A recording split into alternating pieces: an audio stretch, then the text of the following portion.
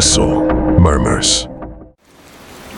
Lately, I've been trying to send you stories every day, but I feel like a large number of people who have signed up almost never come back to listen to the stories. I don't know where that is. Make you unhappy. I hope to receive comments and suggestions from you. And if you find the video good, please give me a like to give me more motivation. For those who have not yet subscribed, don't forget to click the subscribe button and press notification bell to wait for the next story. Now let's get into the story. Story 1. When my grandparents passed away, instead of my parents selling her house, they just let me live in it instead, since I was of moving out age anyway. I just had to pay the taxes and monthly expenses. At first, I really enjoyed living alone, given that I could have whoever I wanted over whenever I wanted. But it quickly got lonely being alone, so I got myself a 2-year-old German Shepherd dog named Rocky. He was named after Rocky Balboa. Rocky is a very calm and gentle German Shepherd. He hardly ever barks, only when he feels threatened or if he's playing with another dog. I bought him a doggy bed the day after I adopted him and put it next to my bed. After I got Rocky, I always left the bedroom door open so that he could go get water at night if he were thirsty. One night soon after I adopted Rocky, I woke up to his barking coming from outside my room and down the hallway. I dizzily got out of bed to check what the hell he was barking at. I rubbed my eyes as I walked down the hallway, and when I opened them, I saw Rocky maniacally barking and clawing at the basement door. I didn't know what to do. Usually I'd call my dad to deal with something like this. But now it was on me, and I was terrified. I had to ask myself if I wanted Rocky to go down there with me, and I quickly realized there was no chance of me going down there alone. I opened the door ever so lightly, but it was enough for Rocky to push it open with his nose and run down the stairs. I flipped on the lights and followed close behind. Rocky was silent now, which I found a bit concerning. I looked around for him, calling his name, and then I saw him standing still with his tail between his legs, looking up at something in an opposite corner of the room that was blocked by a wall. Rocky looked at me, and his tail slightly raised as I approached him. I could now see what he was looking at. It was a closet door.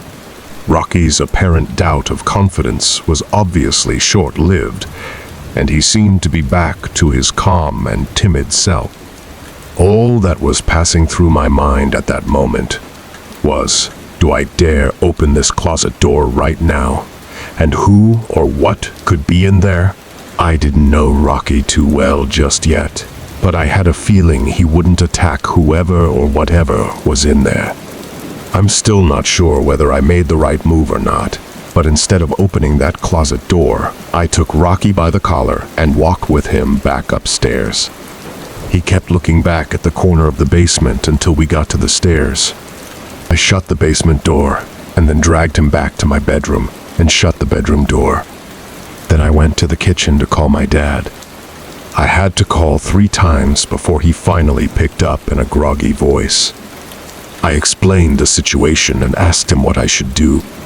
He said I should go back down there with a huge knife or some kind of weapon and see what's in the closet.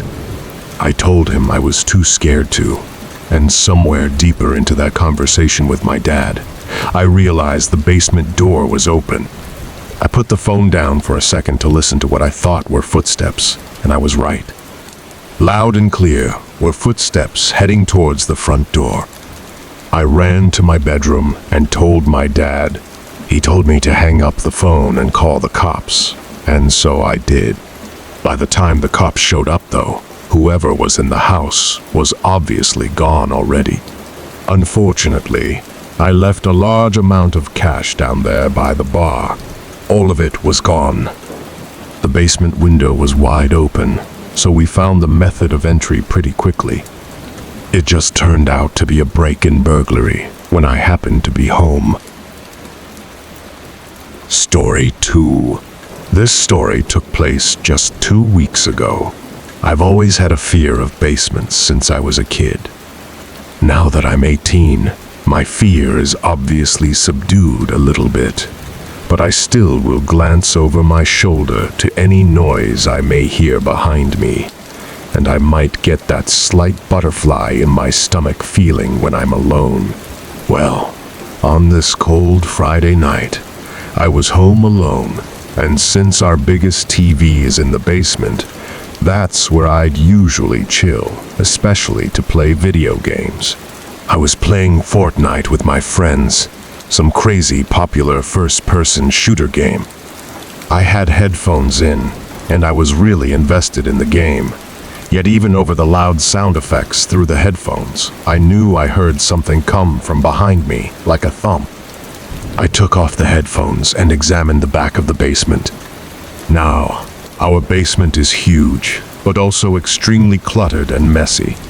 If I wanted to actually thoroughly examine what's behind me, I'd have to get up. That's how bad it is. But I didn't feel that were necessary. Yeah, I found it a bit unsettling any time I heard a noise, but I really didn't think it was anything to be concerned about. I tried to continue playing, however I wasn't able to give my full focus anymore, not with part of me constantly thinking about the noise. I took off the headphones and played with them off just because I was feeling extra paranoid and wanted to hear my surroundings. Shortly after taking off the headset, there was a sudden clank sound, and it had a metallic echo ringing to it. I turned off the system now because I was in shock. This was an intentional sound made by someone or something. I walked really slowly to the back side of the basement. When I laid eyes on the big metal air vent in the corner, that's when it hit me that was most likely the source of the sound. I got as close as I felt comfortable, then stopped and just looked at the air vent for a second. I got a terrible, painful feeling in my stomach, and I felt like the life was literally being drained out of me when I saw a hand reach out from the air vent and start waving me over. Then a deep, raspy voice said, "Come here, I need help." At first I didn't run. I just gradually stepped backwards with my mouth hung open, looking at the vents. The person's hands gripped the vent and started shaking it aggressively, obviously trying to break it open. I screamed, "I'm calling the cops," but the shaking didn't stop. I did what I said. I called the cops and told them to send someone right away.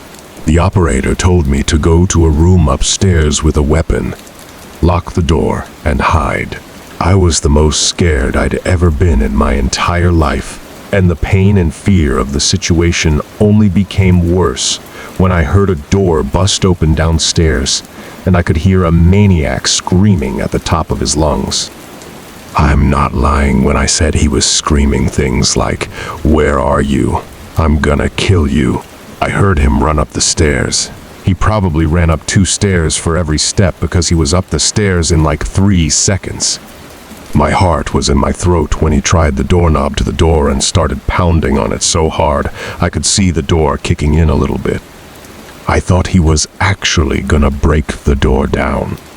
I had to climb out the window or I'd be a goner. I think he heard me though, because the banging stopped.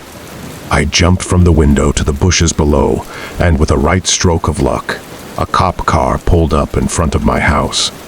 I basically ran into the officers' arms, begging them to go inside and get the man. They told me to wait in the police car, which they locked while they both went inside the house with their guns drawn.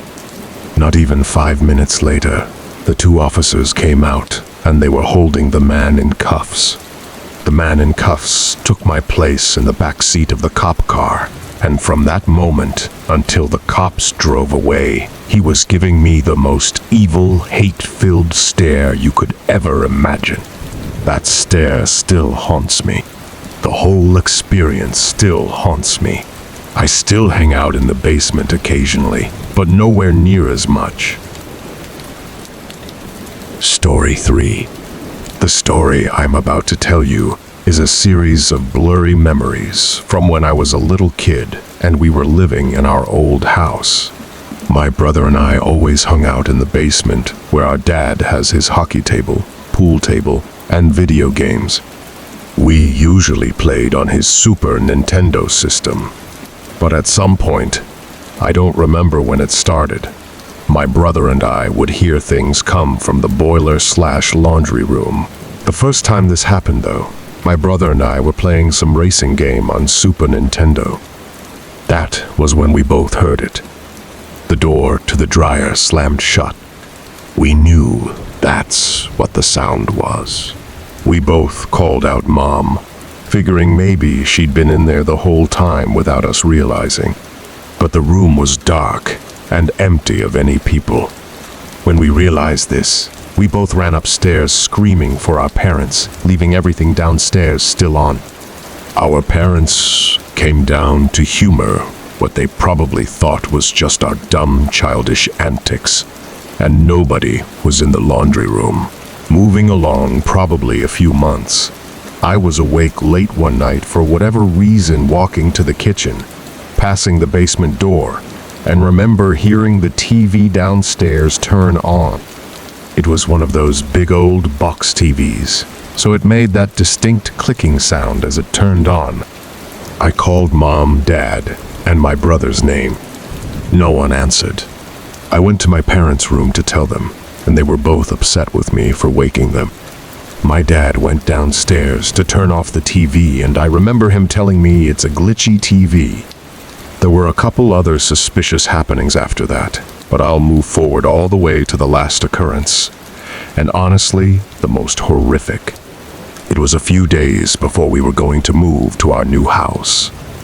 Just about everything in the house was already shipped to the new house, but our parents were nice and let us keep the TV and video games downstairs until the last few days. My brother and I were once again playing video games. That's when I felt something hit me in the back of the head. I thought it was my brother at first, but then saw the red ball bouncing on the ground behind the couch we were on. Then the door to the boiler room slowly shut as my brother and I looked at each other with horrified looks on our faces. Once again, we ran upstairs screaming.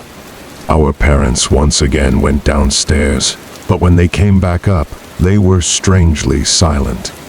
They told us to go to our rooms and wait there. A while later, a police car showed up, but our parents wouldn't let us out of our rooms. They wouldn't tell us what happened until we finally moved.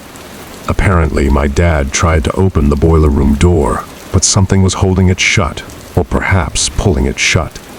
Even so, long ago, I could sense fear in my dad's voice, explaining it. I don't believe in ghosts, but to this day, I still don't know what to make of what was going on in that basement. Thank you for always supporting the channel and welcoming its videos. Wishing you good health, and remember to subscribe to the channel to achieve 1,000 subscriptions.